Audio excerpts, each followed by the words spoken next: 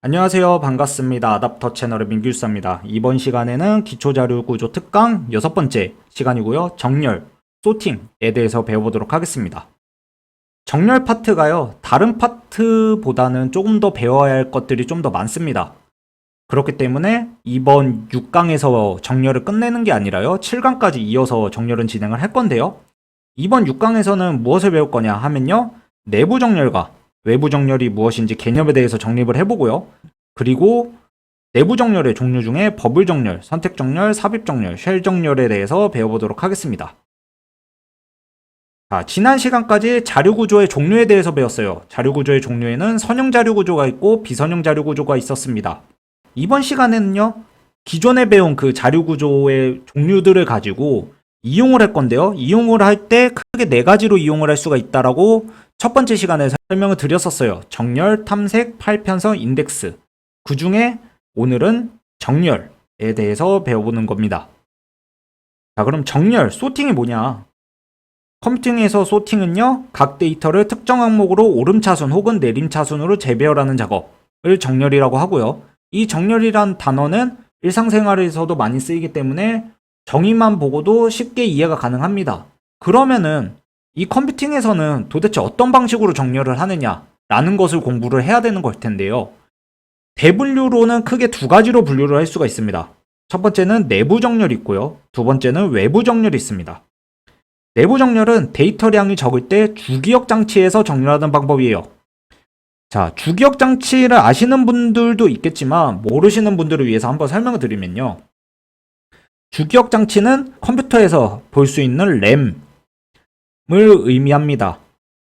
자, 램은 보통 16기가, 요즘은 32기가 정도의 여러분들 컴퓨터에 달려 있을 거고요. 예전에 컴퓨터를 사셨으면 뭐 4기가, 8기가 이런 것들도 보실 수 있습니다. 자, 그럼 이런 램은 무슨 특징을 갖냐면요, 속도가 굉장히 빠릅니다. 대신 메모리가 좀 작죠. 자, 그럼 외부 정렬은 뭐냐? 안 되겠죠? 데이터량이 많을 때 대용량의 데이터를 보조기억 장치에 기억시켜 정렬하는 방법입니다. 그럼 보조기억 장치는 뭐냐? 예전에 많이 쓰이던 하드디스크, HDD, 혹은 요즘 많이 쓰이는 SSD 같은 것들이 있죠. 자, 이런 것들 어때요? 256기가부터 512 혹은 테라바이트까지의 용량이 상당히 크죠. 또 용량은 상당히 큽니다. 대신에 속도가 느리죠. 그렇죠. 그래서 보조로 사용을 합니다. 컴퓨팅에서 프로그램을 동작할 때 보조로 데이터를 저장해 놓고 프로그램을 실행하며 주기억 장치에 프로그램을 올려서 사용을 하는 형태로 컴퓨터가 동작을 하게 돼요. 자, 그럼 이런 것들을 알았는데 내부 정렬에는 뭐가 있을까요? 내부 정렬의 종류에는 또 여러 가지가 있는데 삽입법이 있고요. 교환법이 있습니다. 그 다음에 선택법이 있고요. 병합법이 있고 분해법이 있습니다. 그리고 외부 정렬에는 이런 여러 가지 병합 정렬들이 있어요. 자, 그러면 우리가 이 정렬 시간에 내부 정렬과 외부 정렬을 다 공부하냐? 그렇지는 않습니다. 저희는 내부 정렬만 공부를 할 거예요. 그럼 왜 내부 정렬만 공부를 하냐? 컴퓨팅에서 프로그램의 성능을 결정하는 거는요, 외부 정렬이 아니라 내부 정렬을 결정을 합니다. 즉, 주기억 장치가 성능을 결정하게 돼요. 그렇기 때문에 성능 측면에서 우리는 외부 정렬보다는 내부 정렬에 집중을 할 수밖에 없고요. 그리고 내부 정렬을 알면은 외부 정렬은 대용량을 나눠서 보조기억 장치에서 내부 정렬의 알고리즘들을 조금 변형시켜가지고 활용하는 것에 지나지 않습니다. 그렇기 때문에 우리는 내부 정렬을 중점적으로 배울 거고, 여러분들이 가지고 있는 책, 서적, 혹은 어떤 자격증 시험을 준비한다 하면요, 외부 정렬은 시험에 나오는 걸 제가 본 적이 없습니다. 다루는 걸 본 적도 없고요. 서적에서도 외부 정렬은 거의 다루지 않아요. 다 내부 정렬만 다루고 있습니다. 그렇기 때문에 우리도 내부 정렬만 집중하면 된다 라는 거고요. 이번 시간에는 아까 말씀드린 것처럼 삽입 정렬, 쉘 정렬, 버블 정렬, 선택 정렬에 대해서 배울 거고, 다음 시간에는 퀵 정렬, 힙 정렬, 머지 정렬, 기수 정렬에 대해서 설명을 드릴 겁니다. 자, 그러면은 이제 정렬의 종류에 대해서 본격적으로 하나하나 보도록 할게요. 첫 번째는 버블 정렬입니다. 버블 정렬은 2개의 데이터를 비교해서 크기에 따라 위치를 서로 교환하는 정렬 방식이에요. 자, 평균과 최악 모두 시간 복잡도는 비고의 n제곱을 가지고 있고요. 그래서 성능이 그렇게 빠르다고 볼 수는 없는 정렬 방법입니다. 이렇게만 보면은 이해가 안 될 테니까 제가 사례를 하나하나씩 다 들어가면서 설명을 드려볼게요. 사례로 보면은 쉽게 이해가 가능해요. 85724라는 데이터가 있습니다. 이 데이터를 버블 정렬로 정렬을 해볼게요. 자, 초기 상태는요. 85724 순으로 나열이 되어 있습니다. 얘를 1회차 수행을 하면요. 어떻게 되냐면은 이런 식으로 수행이 되는데요. 하나하나 따라가 볼게요. 두 개의 데이터를 비교한다고 그랬어요. 두 개의 데이터를. 그러면 8과 5를 비교를 합니다. 그래서 크기에 따라 위치를 서로 교환을 해요. 뭐가 작아요? 8보다 5가 작죠. 그러니까 5를 8과 교환을 해서 5를 앞으로 옮겨줍니다. 그 다음에는요. 또 두 개의 데이터를 비교합니다. 7과 8을 비교해줘요. 그러면 7이 작으니까 7이 앞으로 오게 되죠.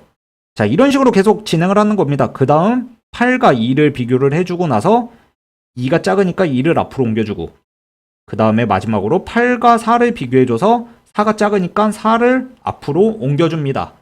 자, 이렇게 1회전을 수행을 하고 나면요. 어떻게 되나요? 데이터 중에 가장 큰 값이 8이죠, 지금. 가장 큰 값이 맨 뒤로 오게 되는 형태로 정렬이 되게 됩니다. 이게 1회전이고요. 자, 그 다음은 아직 정렬이 다 된 거 아니죠? 그러니까 2회전을 수행을 할 텐데요. 2회전은 또 앞에 있는 두 개를 비교해 봅니다. 5와 7을 비교해 봤을 때 5가 작으니까 교환할 필요가 없겠죠. 그래서 그대로 놔두고요. 그 다음 7과 2를 비교를 해주면요. 2가 작으니까 2를 앞으로 교환을 해줍니다.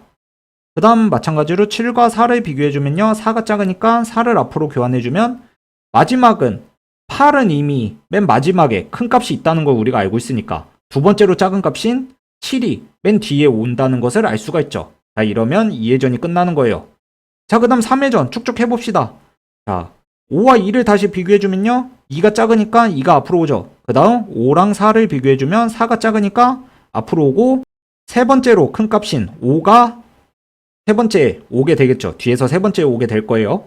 자, 그 다음 마지막 4회전을 수행하면요. 2랑 4를 비교를 해줍니다. 2랑 4를 비교해줬을 때 크기가 2가 작으니까 교환을 해주지 않으면요. 2, 4, 5, 7, 8 순으로 정렬이 되죠. 가장 간단하면서 구현하기 쉬운 형태의 정렬 중에 하나가 바로 이 버블 정렬입니다. 하나하나 비교를 해서 위치만 교환을 해주면 되죠. 그 다음 방법은요. 셀렉션 솔트, 선택 정렬입니다. 선택 정렬은 n개의 데이터 중 최소값을 찾아 첫 번째 위치에 놓고 나머지 n-1개로 반복하여 정렬하는 방식인데요. 자, 시간 복잡도는 얘에도 마찬가지로 비고의 n제곱입니다. 즉, 그렇게 효율적이지는 않은 알고리즘입니다. 자, 일단 보도록 할게요. 85724를 선택 정렬로 정렬을 해볼게요. 어떻게 정렬하면 되냐? 초기 상태는 85724입니다. 그래서 1회전을 수행하면요. 8을 기준으로요. 두 번째와 비교를 해줍니다. 이때 뭐가 작아요? 5가 작으니까 5가 앞으로 가죠. 그 다음에 첫 번째는 계속 고정을 시켜주고요. 세 번째와 비교를 합니다. 5와 7을 비교해요. 그럼 5가 작으니까 교환할 필요가 없어요. 다시 첫 번째는 고정시켜주고요. 2랑 비교를 했을 때 2가 작죠. 그럼 2를 앞으로 옮겨주고 교환을 해줍니다. 자, 마지막으로요. 첫 번째는 다시 고정해놓고 마지막과 비교를 했을 때 2가 작으니까 교환할 필요가 없죠. 즉 그러면 2가 맨 앞으로 오게 됩니다. 무슨 말이에요?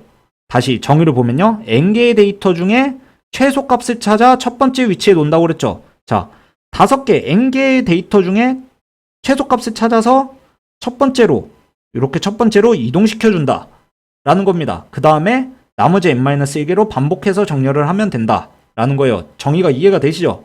자, 그리고 2회전은 어때요? 두 번째로 고정해 놓고 세 번째랑 비교를 합니다. 그러면 7이 작으니까 7이 앞으로 와요. 그럼 다시 또 두 번째를 고정시켜주고 세 번째랑 비교를 하면요. 5가 작으니까 5가 앞으로 오게 되겠네요. 그 다음 다시 두 번째를 고정시켜 놓고 네 번째와 비교를 해주면 4가 작으니까 4가 앞으로 오게 됩니다. 즉 가장 작은 최소값인 4가 앞으로 오게 되죠. 자, 쭉쭉쭉 해봅시다. 3회전은요. 세 번째로 고정시켜주고 네 번째랑 비교를 해줍니다. 그럼 7이 작으니까 7이 앞으로 오고요. 다시 세 번째와 다섯 번째를 비교를 해주면 5가 작으니까 5가 앞으로 오죠. 자, 그 다음 4회전은 어때요? 네 번째와 다섯 번째를 비교해주면 다섯 번째가 작으니까 7이 앞으로 오게 됩니다. 즉 이렇게 되면 2, 4, 5, 7, 8 순으로 정렬이 되게 되겠죠. 이게 바로 선택 정렬입니다. 선택을 해서 2라는 숫자 최소값을 선택을 해서 앞으로 빼주는 거죠. 이게 바로 선택 정렬이에요.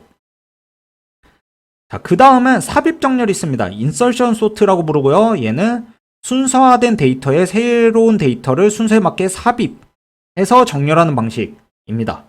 얘도 마찬가지로 시간 폭적도는 비고의 n제곱이에요. 자, 한번 또 사례로 들어서 설명을 해보도록 할게요. 자, 초비 상태는 8, 5, 7, 2, 4예요. 그래서 1회전을 수행하면요. 두 번째 값을요. 첫 번째 값이랑 비교합니다.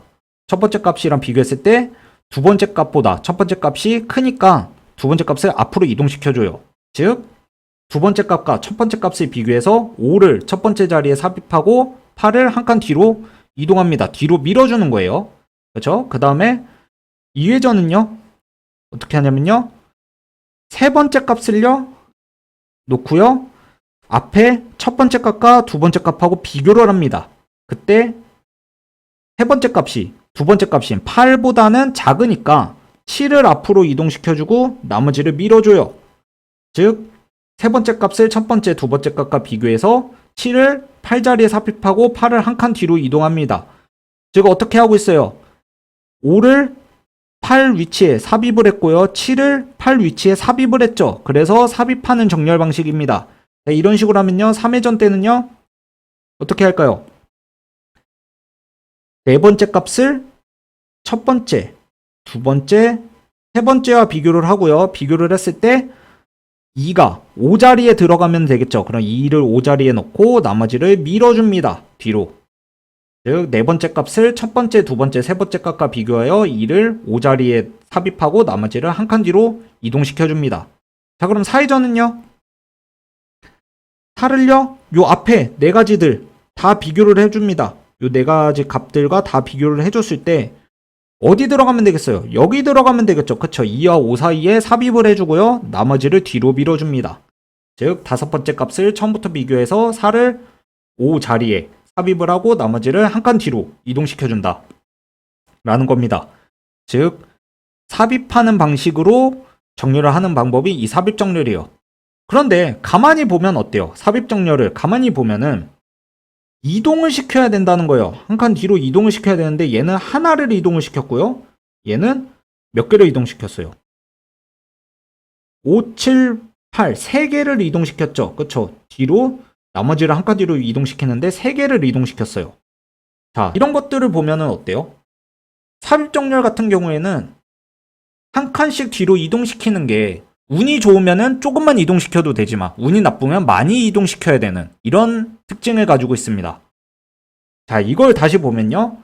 이런 특징들을 활용을 해서 좀 더 나은 정렬 방법을 만들 수 있지 않을까라고 고안을 한 게 바로 쉘 정렬입니다. 쉘 정렬은요. 삽입 정렬이 어느 정도 정렬된 배열에서는 빠른 것에 착안해서 삽입 정렬을 확장한 기법입니다. 그래서 평균 복잡도는 비고의 n의 1.5승, 즉 0.5승이나 단축을 시키는 효과가 있어요. 그런데 최악은 똑같이 비고의 n제곱입니다. 왜냐하면 최악인 경우에는 모두 다 이동을 시켜야 되기 때문에. 즉, 다시 정리를 해보면요. 삽입 정렬의 문제점은 뭐냐면요. 삽입해야 할 위치가 상당히 멀다면 많은 이동이 필요하다 라는 거예요.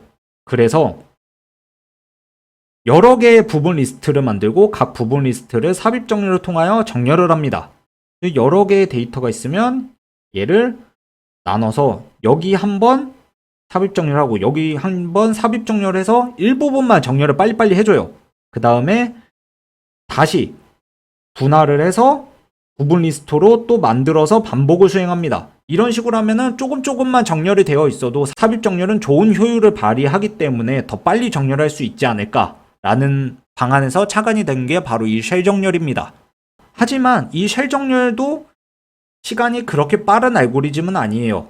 빨라봤자 0.5승 정도밖에 단축이 안 됐습니다.